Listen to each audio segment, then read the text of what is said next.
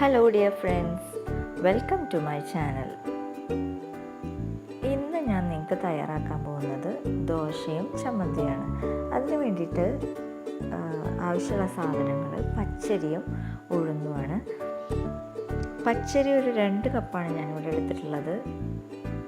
അതിലേക്ക് ആവശ്യമായിട്ടൊരു 3/4 കപ്പ് ഉഴുന്ന് നമ്മൾ എടുക്കുന്നുണ്ട്. പിന്നെ വേണ്ടത് 2 ടേബിൾ സ്പൂൺ ചോറാണ്. പച്ചരിയും ഉഴുന്നും നന്നായി കഴുകി വൃത്തിയാക്കിയിട്ട് ഒരു 8 മണിക്കൂർ നമ്മൾ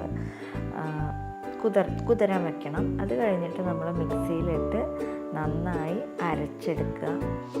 അരച്ചെടുക്കുമ്പോൾ നല്ല ലൂസാവാനും പാടില്ല, നല്ല തിക്കാവാനും പാടില്ല. അങ്ങനത്തെ ഒരു കൺസിസ്റ്റൻസിയാണ് വേണ്ടത്.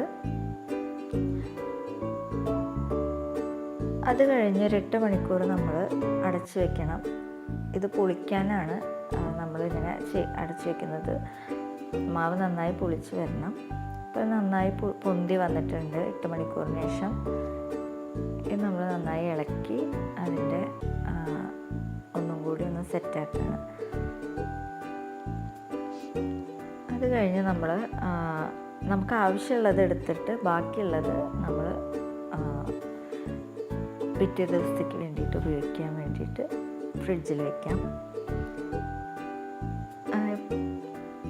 പാൻ വെച്ചിട്ട് നമ്മൾ മാവ് അതിലൊഴിക്കുക, നന്നായി പരത്തി കൊടുക്കുക.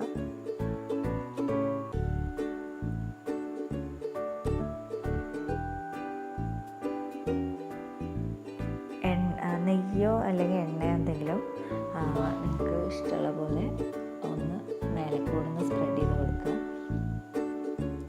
നന്നായി മൊരിഞ്ഞ് കിട്ടാൻ വേണ്ടിയിട്ടാണിത്.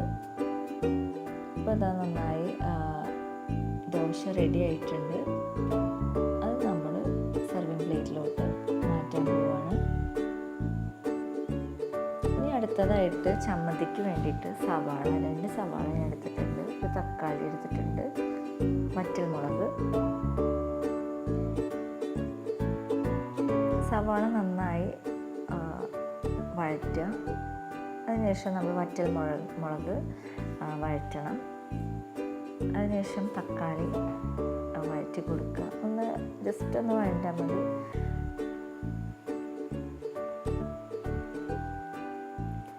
ഇനി ഇത് മിക്സിയിലേക്ക് മാറ്റണം. ആവശ്യത്തിന് ഉപ്പിട്ട് കൊടുക്കുക. നന്നായി അരച്ചെടുക്കുക മിക്സിയിൽ.